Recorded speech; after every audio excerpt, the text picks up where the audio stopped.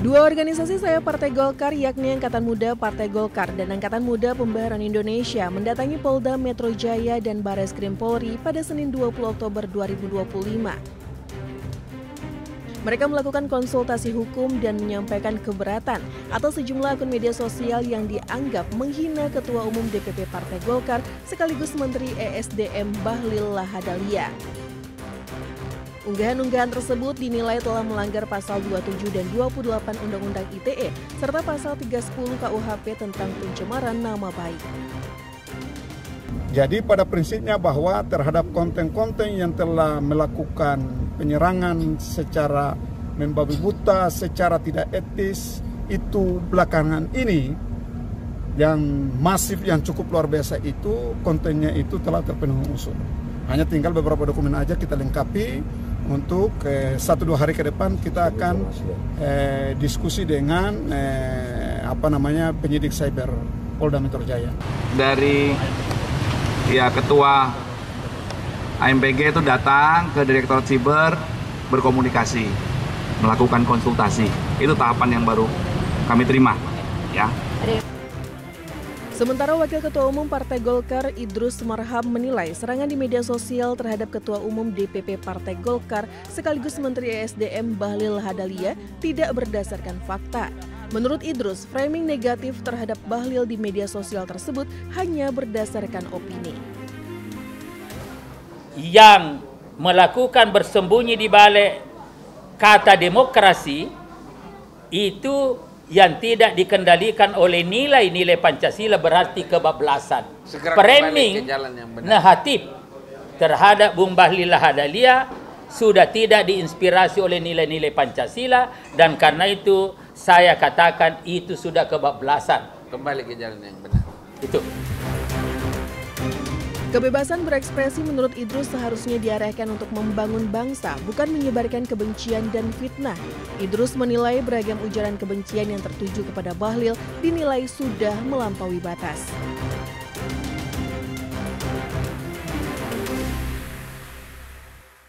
Saya doakan yang riso-riso pun nggak perlu riso kok.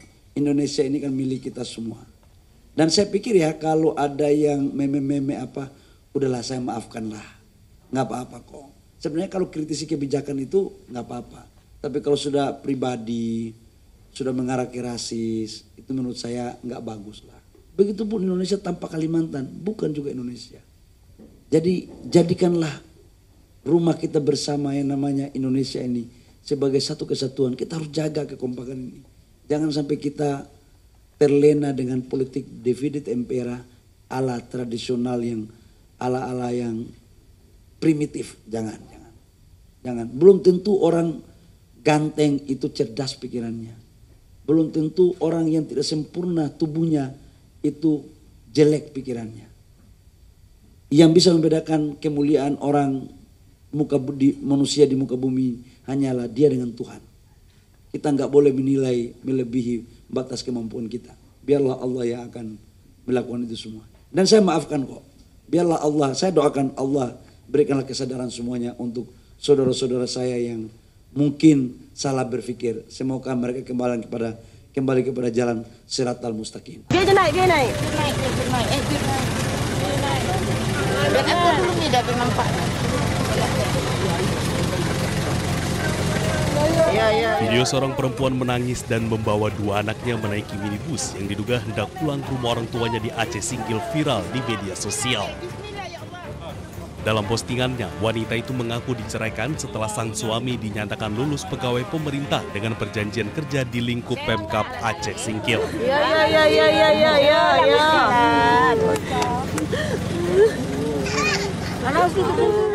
Terkait hal ini, Pemkab Aceh Singkil kemudian memanggil suami perempuan yang viral tersebut untuk klarifikasi. Nah, terkait hal itu kami memang masih mendengarkan klarifikasi ya sepihak dari pihak suami. Memang kenapa diproses karena menurut ketentuan peraturan yang berlaku yaitu PP 94 ya tahun 1921 tentang manajemen pegawaian, ya setiap ASN untuk proses perceraian itu wajib izin dulu dari atasan secara tertulis, kemudian nanti atas itu bisa langsung mengajukan kepada BKSDM sebelum bercerai. Dan kalaupun dia misalnya tidak melakukan itu, nanti pasti pihak Mahkamah Syariah akan mengembalikan kepada instansi yang terkait. Pemkab Singkil juga menjelaskan ke depan pihaknya akan panggil kedua belah pihak untuk dimintai keterangan. Dari Aceh Singkil, Suparman Munte, iNews melaporkan.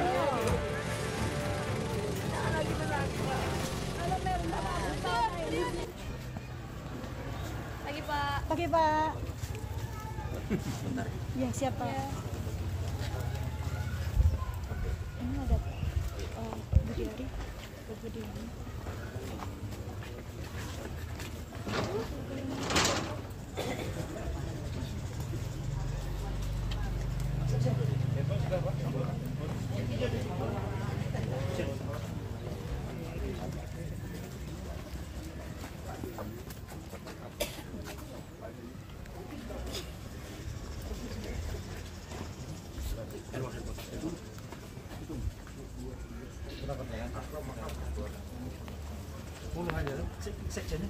Ini 12.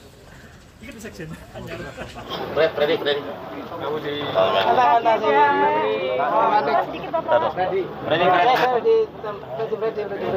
Freddy.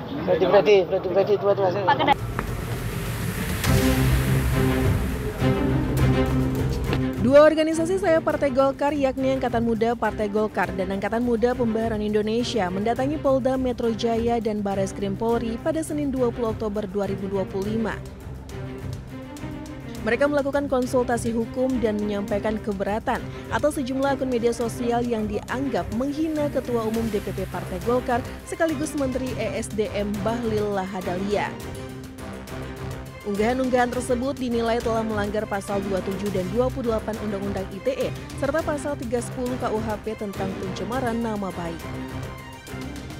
Jadi pada prinsipnya bahwa terhadap konten-konten yang telah melakukan penyerangan secara membabi buta, secara tidak etis, itu belakangan ini yang masif, yang cukup luar biasa itu, kontennya itu telah terpenuhi unsur.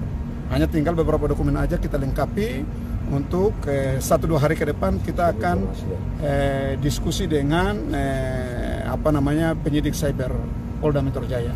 Dari ketua AMPG itu datang ke Direktorat Siber, berkomunikasi, melakukan konsultasi. Itu tahapan yang baru kami terima, ya. Sementara Wakil Ketua Umum Partai Golkar Idrus Marham menilai serangan di media sosial terhadap Ketua Umum DPP Partai Golkar sekaligus Menteri ESDM Bahlil Lahadalia tidak berdasarkan fakta. Menurut Idrus, framing negatif terhadap Bahlil di media sosial tersebut hanya berdasarkan opini. Yang melakukan bersembunyi di balik kata demokrasi itu yang tidak dikendalikan oleh nilai-nilai Pancasila berarti kebablasan. Framing negatif terhadap Bung Bahlil Lahadalia sudah tidak diinspirasi oleh nilai-nilai Pancasila dan karena itu saya katakan itu sudah kebablasan. Kembali ke jalan yang benar. Itu. Kebebasan berekspresi menurut Idrus seharusnya diarahkan untuk membangun bangsa, bukan menyebarkan kebencian dan fitnah. Idrus menilai beragam ujaran kebencian yang tertuju kepada Bahlil dinilai sudah melampaui batas.